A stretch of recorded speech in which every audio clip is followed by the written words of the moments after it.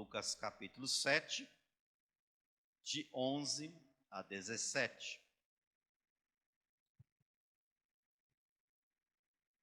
Logo depois, Jesus foi com seus discípulos à cidade de Naim, e uma grande multidão o seguiu. Quando ele se aproximou da porta da cidade, estava saindo o enterro do único filho de uma viúva, e uma grande multidão da cidade a acompanhava. Quando o Senhor a viu, sentiu profunda compaixão por ela. Não chore, disse ele. Então foi até o caixão, tocou nele e os carregadores pararam. E disse: Jovem, eu lhe digo, levante-se. O jovem que estava morto se levantou e começou a conversar, e Jesus o devolveu à sua mãe. Grande temor tomou conta da multidão, que louvava a Deus, dizendo: Um profeta poderoso se levantou entre nós, e hoje Deus visitou o seu povo. Essa notícia sobre Jesus se espalhou por toda a Judéia e seus arredores. Vamos orar. Pai, nós te louvamos pela tua palavra. Pedimos que o Senhor venha nos ensinar, mover nossa mente, o nosso coração em direção ao propósito do ensino de hoje.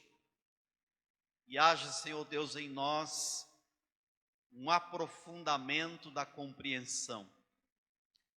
E haja, Senhor Deus, em cada um de nós uma disponibilidade de agir e reagir em direção à compaixão.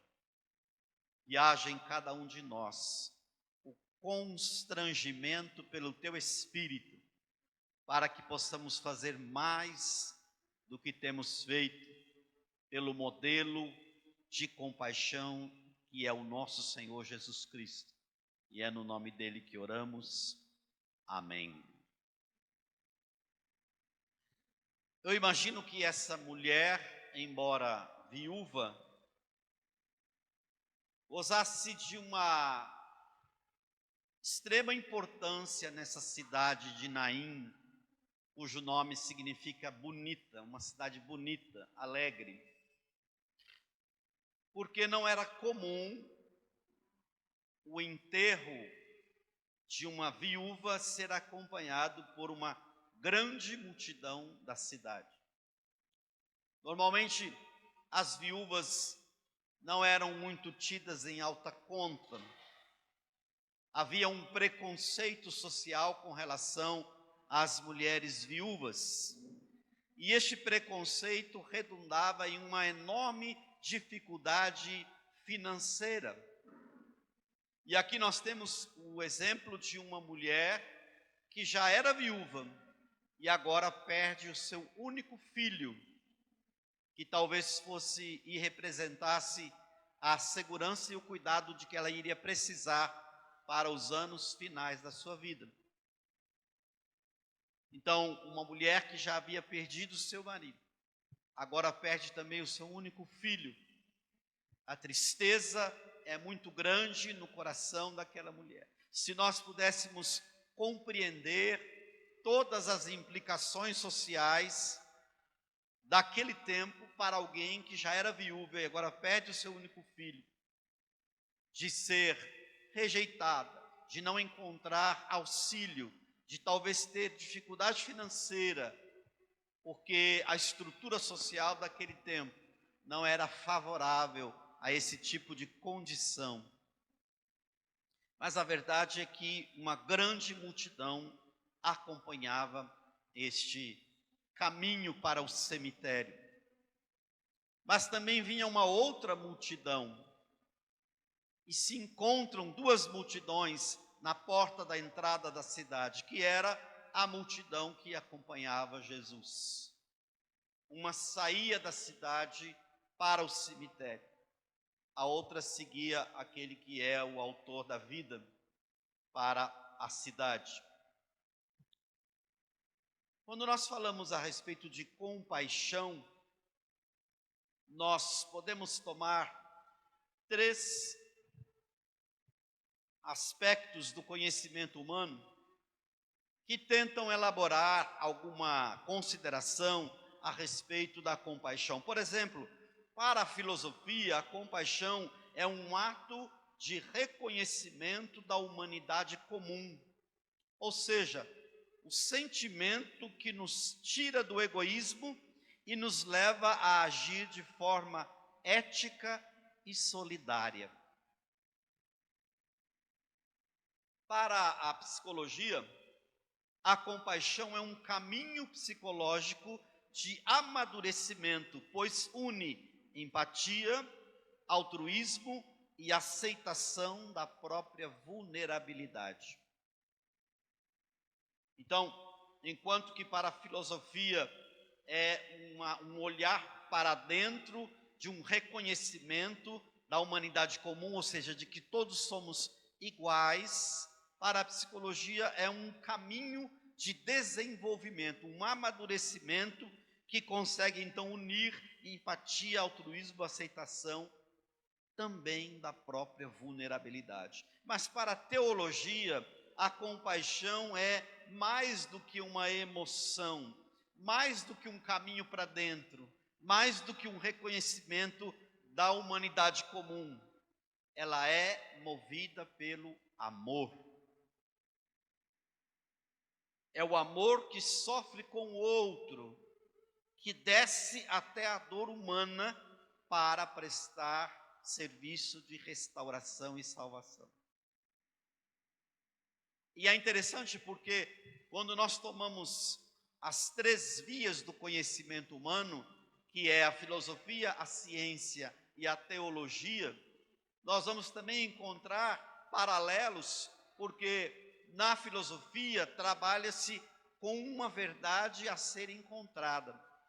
Ora, se a filosofia trabalha com uma verdade a ser encontrada, quando ela tenta falar a respeito de compaixão, ela mesma não dá conta de encontrar nas suas asseverações. Para a ciência, que é um outro ramo do conhecimento humano, e nós citamos aqui a psicologia, e psicologia é ciência, a ciência trabalha com uma verdade a ser comprovada. Para a ciência, importa somente aquilo que pode ser comprovado, ou em testes físicos em laboratório, ou em levantamento no campo, quando, por exemplo, é a ciência social, como as pessoas se comportam, como um determinado povo se comporta, mas ela trabalha somente com a verdade que pode ser comprovada. Porém, para a teologia, que é o que nos interessa, nós não trabalhamos com uma verdade a ser encontrada e nem com uma verdade que possa ser comprovada. Nós trabalhamos com a verdade revelada. E isso faz toda a diferença. Porque para nós não precisamos comprovar ou não a existência do mistério da compaixão. Nem podemos questionar ou buscar a verdade que existe nisso. Nós simplesmente temos o termo da compaixão como algo que já é revelado pelo próprio Deus, porque se trata de atributo do próprio Deus. Deus, por seu imenso amor, traz como característica natural da sua ação no mundo a compaixão. E é esta compaixão que vem do alto, do céu, e que está baseada no amor, é que Deus então deseja ver em nós. Existem atributos de Deus que Ele tem só para Ele, foi falado um pouco disso na aula hoje de manhã. Mas tem atributos de Deus que Ele deseja ver sendo realizado em nós, e compaixão é um desses atributos. A imagem de Deus, resquícios da imagem de Deus, porque nós somos criados à imagem e semelhança de Deus, mas essa imagem foi desfigurada pelo pecado. E quando Deus vem por Jesus Cristo e propõe a cada um de nós, pelo Evangelho da Graça, nos reconstituir como seres humanos Ele quer também restaurar em nós a imagem e semelhança de Deus que foi perdida por Jesus Cristo, segundo o qual a Bíblia diz, ele é a imagem do Deus invisível, a exata expressão do seu ser. Portanto, Deus, que tem como atributo a compaixão pelo amor, deseja ver em cada um de nós também a restauração da possibilidade de exercer compaixão por onde quer que nós possamos andar. E esse texto é um texto importante, porque Jesus demonstra a sua compaixão. E é nessa linha que eu queria trabalhar, descobrindo aqui então algumas coisas que a compaixão revela neste evento que está diante de nós. Primeira coisa, a compaixão é a revelação do amor de Deus. Nós não temos em nós, de forma natural, este componente compaixão. O texto que nós lemos, verso 13, diz assim: quando o Senhor a viu, sentiu profunda compaixão por ela. Não chore, disse ele. É muito interessante esse não chore de Jesus, porque ele é totalmente diferente do não chore que muitas vezes nós costumamos dizer para alguém que está sofrendo. Porque quando nós dizemos não chore para alguém que está sofrendo, muitas vezes até inconscientemente nós estamos querendo evitar que aquela pessoa continue nos constrangendo com a sua tristeza, e em nós não existe nada que possa ser feito para amenizar ou aniquilar o sofrimento daquela pessoa. Então, nós temos alguém que está sofrendo, nós temos uma outra pessoa diante dessa que está sofrendo, que está totalmente incapaz de fazer alguma coisa. Então o recurso que nós encontramos é: não chore, porque se você continuar chorando, eu vou ficar constrangido. Se você continuar chorando, eu vou olhar para a minha inutilidade em resolver a sua situação. Em muitos casos, o que a gente poderia dizer é: chore sim, derrame suas lágrimas, lamente a sua situação. Deus te constituiu um ser emocional, portanto, lágrimas, choro, pranto, são recursos naturais para que a gente possa também, de alguma forma emocional, elaborar uma situação com a qual nós não conseguimos lidar.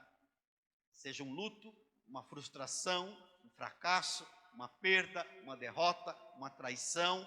Chore estas situações. Mas por que a nós não é muito adequado falar não chore?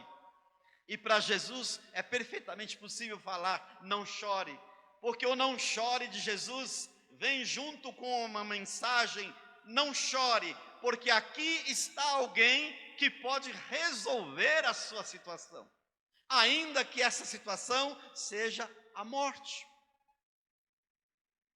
E o que leva Jesus a resolver essa situação é a revelação do amor que ele traz consigo em todos os seus relacionamentos. Jesus não diz não chore apenas com uma convenção social, como nós usamos. Não chore, não fique assim, porque isso é apenas a demonstração da nossa inutilidade de resolver problemas. Mas o não chore de Jesus vai num caminho contrário. Ele diz: você não precisa mais chorar, porque aqui está aquele que tem o poder de reverter até mesmo a morte. Por isso não chore, porque a sua situação agora será revertida. E isto vai redundar numa tremenda alegria, não somente na sua vida, mas também naqueles que estão ao seu redor. Sem Cristo não haveria qualquer possibilidade de demonstrarmos compaixão a quem quer que seja. Até para aquelas pessoas que não são cristãs, que não reconhecem Jesus, todas as vezes que demonstram algum nível de compaixão, estão retratando resquícios da imagem e semelhança de Deus que guardaram, porque Deus nos fez assim. Nada de bom existe na nossa essência.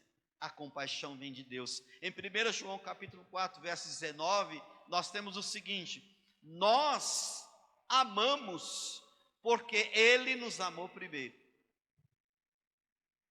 O texto não está dizendo, como algumas traduções trazem, nós o amamos porque Ele nos amou primeiro. Não, nós amamos de uma forma geral. Amamos a Deus, amamos o seu reino, amamos as pessoas, amamos os nossos inimigos, como manda a palavra de Deus. Por quê? Porque Ele nos amou primeiro. Então, qualquer nível de amor que possamos demonstrar pela via da compaixão, não é por nós mesmos, mas pelo próprio Deus. Por quê? Porque a compaixão é revelação do amor de Deus em nós. Tem um texto muito bonito que diz assim, né? Que quando os gentios que não têm lei mostram em seu comportamento algum princípio da lei, eles demonstram a essência da lei gravada nas suas mentes e nos seus corações, embora não conheçam a lei. Como é possível alguém que não conhece a lei de Deus expressar-se em linha com a lei de Deus? Porque a compaixão é revelação do amor de Deus.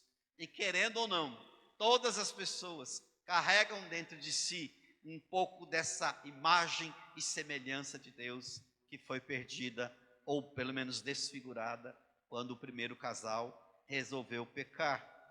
A compaixão é a revelação do amor de Deus. Quando nós agimos com compaixão, revelamos o amor de Deus em nós. E isso é como se fosse uma vestidura, uma vestimenta, um revestimento espiritual. Colossenses capítulo 3, versos 12 e 14 diz assim: revesti-vos, pois, como eleitos de Deus, santos e amados, de entranhas de misericórdia, de bondade, humildade, mansidão, longanimidade, e acima de tudo isto, revesti-vos do amor, que é o vínculo da perfeição. Talvez nesse texto nós não tenhamos exatamente o termo compaixão, mas nós temos os seus derivados, que são entranhas de misericórdia, bondade, humildade, mansidão e longanimidade. A compaixão não se efetua, não existe, não age, não se evidencia sem esses outros componentes. Não há como ter compaixão sem ter amor, entranhas de misericórdia, bondade, humildade, mansidão e longanimidade. São co-irmãs, é um grupo que trabalha junto, é um kit do amor de Deus revelado na bondade e na compaixão. Mas a bondade, a compaixão é revelação do amor de Deus. Segunda coisa, a compaixão manifesta o poder de Deus. O texto diz assim, verso 14: então foi até o caixão, tocou nele e os carregadores pararam, e disse: jovem, eu lhe digo, levante-se. O jovem que estava morto se levantou e começou a conversar, e Jesus o devolveu à sua mãe. Hoje de manhã, quem estava aqui foi privilegiado por um ensinamento muito profundo a respeito do milagre, da teologia do milagre, de como e por que ele acontece e o porquê muitas vezes não acontece. E eu tenho certeza que foi muito esclarecedor, porque afastou alguns entendimentos equivocados que fazem parte de algumas teologias que são heréticas e também de alguns conceitos que fazem parte do senso comum, mas não é daquilo que está na Bíblia.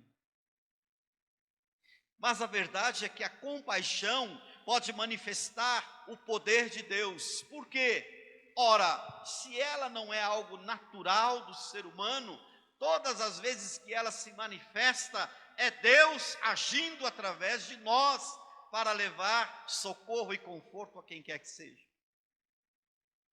É sim algo sobrenatural. Aqui nós estamos diante de um milagre por essência, como foi dito hoje de manhã. Um morto que volta a viver. E isto é demonstração do poder de Deus, mas foi a compaixão que o moveu. Muitas outras passagens mostram que a compaixão de Jesus o moveu a realizar milagres. Mas, em outras ocasiões, quando Jesus era desafiado a realizar milagres, apenas para satisfazer a curiosidade dos espectadores, Jesus os repreendia e se retirava. Por quê? Porque operação de milagre não é demonstração de manifestação circense. Não é para alimentar a curiosidade de quem quer que seja. Milagre não é um espetáculo midiático. Milagre não é para que aqueles que estão se apresentando como operadores de milagres possam ter o seu nome projetado. O milagre tem por essência glorificar o nome do único que pode realizar milagres.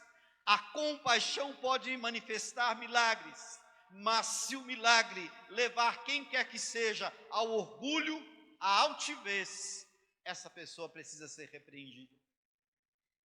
Em muitas ocasiões, pessoas chegaram até Jesus e pediram um sinal, um ato maravilhoso. E por que Jesus os repreendia? Porque isso é um pensamento que começou com Satanás. Antes de Jesus iniciar o seu ministério, ele foi tentado pelo diabo no deserto por 40 dias.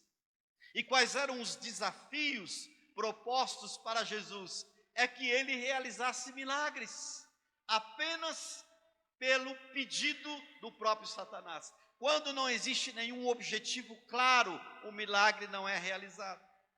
Então Satanás dizia: se tu és o Filho de Deus, mande que essas pedras se transformem em pães. Mas qual era o objetivo desse milagre? Apenas atender à solicitação daquele que não é digno de ver os milagres.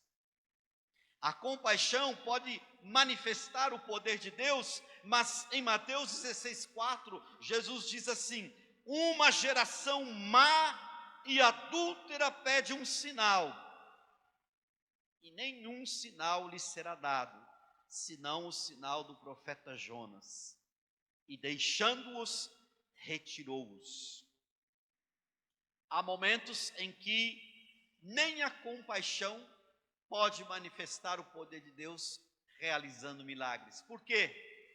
Porque a intenção do coração do homem é má. Porque o objetivo de se requerer os milagres é equivalente àquele de Satanás no deserto, tentando tentar Jesus. Interessante isso, né? Satanás tentou tentar Jesus, mas ele fracassou terrivelmente. Mas a compaixão leva a realizar o maior dos milagres. Como também foi dito aqui pela manhã, interessante a sincronia desses assuntos. Em João capítulo 1, verso 14, nós lemos: e o Verbo se fez carne e habitou entre nós, cheio de graça e de verdade, e vimos a sua glória, glória como do unigênito do Pai. Aqui começa o grande milagre que Deus preparou para remir a humanidade de seus pecados. Começa com a encarnação do Verbo. O próprio Deus se fez carne e habitou entre nós, cheio de graça e de verdade. O Deus homem, Jesus Cristo, homem, como diz a palavra de Deus. Não há nenhum mediador entre Deus e os homens, a não ser Cristo Jesus, o homem que andou por essa terra fazendo milagres, o homem que andou por essa terra demonstrando compaixão por meio do seu poder. Mas a maior manifestação de poder de Deus, como resultado da sua compaixão para comigo e para com você, foi Ele ter vivido entre nós, sem pecado, e entregado a sua vida em sacrifício vivo por mim e por você. Mais ainda, ressuscitado ao terceiro dia, vencendo a morte, derrotando Satanás, derrotando a morte, derrotando o pecado e esmagando a cabeça da serpente. Porque a compaixão pode manifestar o poder de Deus, e é assim que Ele trabalha. Terceira coisa, a compaixão aponta para a glória de Deus. Verso 16 do texto que nós lemos: grande temor tomou conta da multidão, que louvava a Deus, dizendo: um profeta poderoso se levantou entre nós, e hoje Deus visitou o seu povo. Interessante, outra coisa que foi dito de manhã, o pastor estava dando aula, ele disse assim: se você estiver num velório e o morto se levantar, a tua primeira reação vai ser sair correndo de medo. Mas o texto aqui diz de temor e não de medo. E o temor não levou ninguém a sair correndo, mas levou as pessoas ao quê? Glorificarem o nome do Senhor. Um profeta poderoso se levantou entre nós. Hoje Deus visitou o seu povo. Por quê? Porque a compaixão aponta para a glória de Deus. Quando algo grandioso ou menor é realizado via compaixão, o único nome que precisa ser glorificado e reconhecido é o nome do Senhor. Em nós não existe bondade. A palavra de Deus diz que a nossa justiça própria é como se fosse trapo de imundícia. A palavra de Deus diz que depois que nós tivermos feito tudo, nós devemos reconhecer: fizemos somente aquilo que deveríamos ter feito, porque somos servos inúteis. A glória é somente de Deus. Hoje nós vivemos um momento de hiperexposição, e as pessoas gostam desta hiperexposição, porque para muitas pessoas isso rende fama, respeito e invariavelmente dinheiro. Toda demonstração de compaixão deve resultar em glória de Deus. Isso nos leva a pensar sobre a motivação dos atos de compaixão. Vivemos tragédias recentes na história do nosso país, e em todas elas percebemos o oportunismo travestido de compaixão para se conquistar seguidores, likes e dinheiro. A palavra de Deus diz: quando a tua mão direita fizer o bem, a tua esquerda não deve saber o que está acontecendo. Mas ninguém, praticamente ninguém, nos dias de hoje, que vivem da mídia, faz qualquer ajuda e nenhum objeto de compaixão sem antes fotografar, filmar, publicar, para que o seu nome seja elevado. Mas a compaixão deve apontar para a glória de Deus. Todos os nossos atos devem render glórias a Deus. A todo momento vemos pessoas tomando ocasião nas tragédias pessoais ou coletivas para a sua autopromoção. Querem a glória para si. simulam auxílio às pessoas, mas querem a glória para si. Isso é síndrome de Lúcifer. Quem começou com essa história foi Satanás. Quando quis a glória para si, ele diz assim: eu vou subir ao monte de Deus e assentar no seu trono. E de lá ele caiu da mesma forma como desejou subir. Toda glória precisa ser dada a Deus. Não existe nada de bondade no nosso coração. A compaixão deve apontar para a glória de Deus.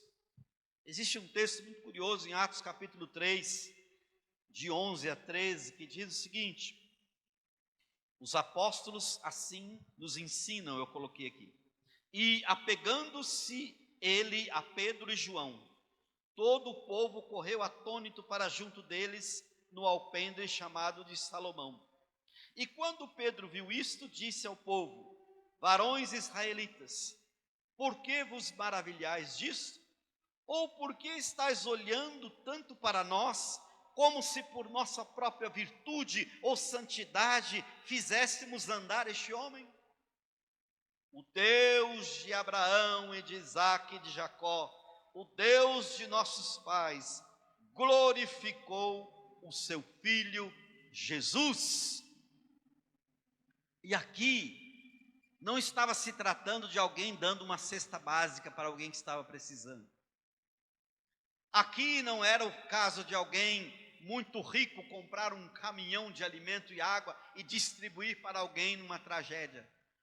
Era algo muito maior. Era a cura de alguém que era aleijado. Os apóstolos chegaram no alpendre de Salomão e tinha um homem ali que era aleijado, não conseguia andar, e ele pedia esmola todos os dias ali. E os apóstolos disseram: nós não temos ouro nem prata, mas o que nós temos nós te damos. Em nome de Jesus Cristo Nazareno, levanta e anda.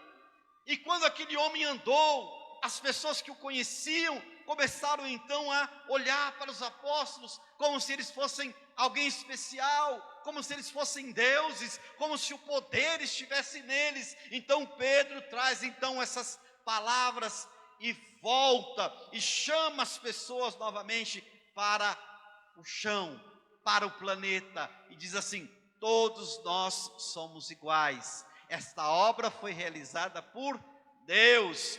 Ele decidiu, por compaixão e por milagre, glorificar o nome do Senhor Jesus. Varões israelitas, por que vos maravilhais disto? Ou porque olhais para nós, como se por nossa própria virtude ou santidade, eu diria compaixão, tivéssemos feito andar este homem? O Deus de Abraão, de Isaque e de Jacó, o Deus de nossos pais, glorificou a quem? O seu filho Jesus. A compaixão aponta para a glória de Deus.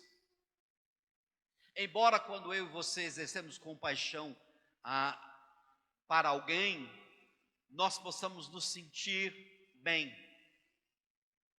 E este sentimento gostoso que vem quando você ajuda alguém, ele tem pelo menos duas origens. Uma delas é psicológica e a outra é espiritual. A psicológica, principalmente a terapia psicanalítica, diz que quando nós fazemos bem a alguém, nós temos algo que se chama ganho secundário. É como se inconscientemente você estivesse dizendo assim: que bom que eu consegui ajudar essa pessoa, e existe um pouco de bondade em mim. É um ganho secundário. Ganha aquele que foi ajudado, mas de forma secundária ganha aquele que ajudou. Mas o mais importante é a origem espiritual. Nós nos realizamos quando ajudamos alguém, porque nos sentimos felizes, porque a compaixão que faz parte de Deus agiu por meio de nós, por nós, pela misericórdia de Deus, nós nos sentimos felizes porque pudemos ser instrumentos da compaixão de Deus para ajudar alguém. Mas a glória continua sendo dele. Glória, pois, somente a Ele eternamente. Amém. Isso nos leva à quarta consideração. A compaixão proclama o Evangelho de Deus. Existe uma forma muito criativa que Deus inventou para proclamarmos o Evangelho. Exercendo compaixão. Por isso que alguma pessoa diz uma vez, pregue o Evangelho, ainda que seja necessário com palavras. Porque nós pregamos a mensagem da graça de Deus mais por aquilo que fazemos do que por aquilo que nós falamos. E nesse texto mostra que a compaixão de Deus por si só proclama o Evangelho de Deus. No verso 17 nós lemos assim: essa notícia sobre Jesus se espalhou por toda a Judéia e seus arredores. Este é o Evangelho da graça e é isso que deve ser proclamado quando nós exercemos compaixão a quem quer que seja. O texto diz que essa notícia sobre quem? Jesus. Não é a notícia sobre aquele empresário que ajudou um monte de gente. Não é a notícia sobre aquela organização que deu cesta básica. Não é a notícia sobre aquele pastor que foi orar com o enfermo no hospital. Não é a notícia sobre aquele crente que foi ajudar um casal que estava em dificuldade. Mas é a notícia sobre Jesus, porque é sobre Ele. Porque dele, por Ele, para Ele são todas as coisas. Glória, pois, somente a Ele eternamente. Amém? Então, a compaixão proclama o Evangelho de Deus. Quando exercemos compaixão no modelo de Jesus, não estamos falando sobre nós, estamos falando sobre Jesus e o seu Evangelho. E é assim que nós proclamamos a bondade de Deus que foi cantada aqui nesta manhã. Quando demonstramos compaixão, proclamamos os valores do reino de Deus por meio do Evangelho da graça, como fizeram os apóstolos. Por que vocês estão olhando para nós como se tivesse algo de bom em nós? Adora a Deus, porque Deus decidiu glorificar o seu Filho por meio desta ação. Então toda a ação da Igreja de Cristo, seja ela individual ou coletiva, a glória é de Deus. Quando nós fazemos a campanha de missão, e por meio dessa campanha, um missionário pode levar a mensagem do Evangelho para um povo que está do outro lado do planeta, que nunca ouviu falar sobre Jesus, continua sendo sobre Jesus, e o nome dele é que é glorificado, não o nome da Igreja Batista Independente Pedra Viva. A compaixão proclama o Evangelho. Aquelas pessoas que glorificaram o nome do Senhor, o texto, a narrativa termina dizendo que essa notícia, a notícia daquilo que aconteceu, começou a se espalhar a respeito de Jesus por toda a Judéia e seus arredores. A notícia a respeito daquilo que Cristo fez na sua vida precisa se espalhar para além do seu círculo de amizade. A notícia a respeito do que Cristo fez pela sua igreja precisa se espalhar por todos os cantos do planeta, porque a compaixão proclama o Evangelho de Deus e não a obra de outra pessoa. Mateus capítulo 5, versos 15 e 16. Assim resplandeça a vossa luz diante dos homens, para que vejam as vossas boas obras e glorifiquem ao vosso Pai que está nos céus. Percebam que tem alguns elementos intrigantes nesse texto, porque pelo comportamento de alguns líderes cristãos, e às vezes até denominações inteiras, nós percebemos que eles param na primeira afirmação desse versículo e esquecem o resto. Eles gostam de olhar para essa parte. Assim brilhe também a vossa luz diante dos homens. Se você parar por aqui e não trouxer os outros elementos desse versículo, você vai estar cometendo um grande erro de interpretação e deixando aflorar, na verdade, a sua altivez, a sua arrogância. Está vendo?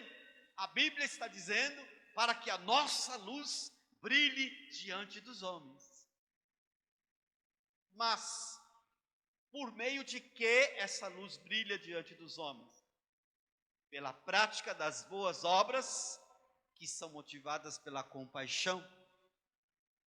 Então, o fato da luz brilhar diante dos homens, não é porque nós temos luz própria, apenas refletimos a luz daquele que é o sol da justiça. Nós não somos astros com luminosidade própria. Quando nós brilhamos, estamos apenas refletindo a luz daquele que é a luz por excelência. E como fazemos isso? Quando pela prática da compaixão, exercemos a prática das boas obras. E qual é o resultado disso? Quando é que se tira de cena os que querem trazer iluminação para si? O texto termina dizendo: e glorifiquem o vosso Pai que está no céu. Então essa luz refletida do sol da justiça em nós, volta de novo para o Pai em forma de honras e glórias por nós e por meio daqueles que recebem a mensagem do Evangelho pela prática da compaixão. A compaixão proclama o Evangelho de Deus. Este é o único objetivo da nossa missão aqui na Terra. Esta é a essência da existência da igreja na face da terra. Proclamar o Evangelho de Jesus, falar das boas novas de salvação. Para isso nós fomos chamados, porque nós somos raça eleita, sacerdócio real, povo de propriedade exclusiva de Deus. Para quê? Para proclamar as virtudes daquele que nos chamou das trevas para a sua maravilhosa luz. A luz é de Jesus, a luz não é nossa. Nós apenas refletimos o sol da justiça que brilha em nós. Louvado seja o nome do Senhor Jesus. A compaixão proclama o Evangelho de Deus. Não existe bondade em nós, existe a misericórdia, o amor de Deus que age em nós também pela via da compaixão. Para terminar, nós podemos dizer que a compaixão é um dos atributos de Deus que Ele deseja ver em cada um de nós. Mas a gente não pode esquecer que a compaixão revela em primeiro plano o amor de Deus. Se manifesta e manifesta o poder de Deus. Aponta para a glória de Deus e proclama o Evangelho de Deus. Tudo volta para Ele, porque tudo veio dEle. Tudo volta para Ele, porque somente Ele é digno de todo louvor, de toda honra, de toda glória, de todo reconhecimento. Tudo é dEle, nada é nosso. Fique de pé, vamos orar. Que Deus nos abençoe